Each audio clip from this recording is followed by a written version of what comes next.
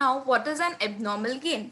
Abnormal gain class indicates that good output is more than the expected one and the scrap is also the less than the normal. इसका मतलब क्या होता है कि जो हमने एक्सपेक्ट किया था कि से फॉर एग्जाम्पल अगर आई एम प्रोड्यूसिंग 100 यूनिट्स, सो मैंने एक्सपेक्ट किया था कि अगर मैं 100 का इनपुट कर रही हूँ तो I will be getting 80 units का output, so that 20 units which is been lost that will be my, ये लॉस हो गया वो मेरा, करेक्ट, ये मेरा क्या हो जाएगा, ये मेरा हो जाएगा लॉस, वो जो मेरा एक्सपेक्टेड था।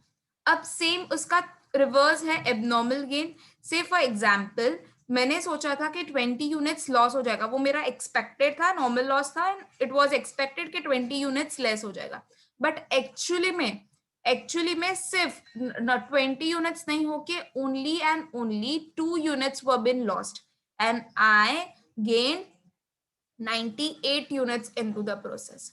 सो व्हेनेवर जब जो चीज मैं एक्सपेक्ट कर रही थी कि मेरा इतना लॉस हो सकता है, उससे मेरा कहीं ज्यादा अच्छा आउटपुट निकला। Class you can not say that abnormal gain में आपका जो आउटपुट है वो बहुत ज्यादा निकलेगा। फॉर एग्जाम्पल 100 यूनिट्स प्रोड्यूस करनी थी और आपको 105 यूनिट्स मिली, no. this basically this concept means that कि when your output is good, आप जो भी आप आउटपुट कर रहे हो वो बहुत अच्छा है जब जो आपने एक्सपेक्ट किया था उससे, एंड जो भी आपका स्क्रैप है वो काफी कम है, जो भी लॉस हो गया है the loss is quite less, तो तब आपको मिलता है एबनॉर्मल गेन। अब ये क्यों पॉसिबल है कि हमारा स्क्रैप कब कम हो सकता है? तो obviously when you are using a high quality of material, जब आप एक अच्छी क्वालिटी ऑफ मटेरियल यूज करते हो, where you have a efficient labor, efficient as well as a skilled labor you have, when you are using a latest technology, ठीक है, फिर जब भी जरूरत पड़े आप अपनी मशीनरी को रिपेयर कर रहे हो, so at that point of time you can say that your production is more, where your wastages are very less. Okay, so it is generally class a balancing figure in the quantity column. Abnormal gain हमेशा generally तो balancing figure ही आता है quantity column में, and it is debited in which account, it is debited in the process account. क्यों debit करते हैं process account में? तो can you just guess the journal entry, क्या होगी इसकी journal entry? Process account debit to abnormal gain account, process account debit to abnormal gain account.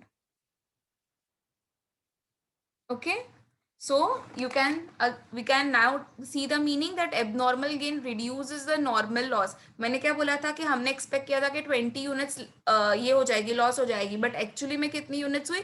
सिर्फ 2 units हुई।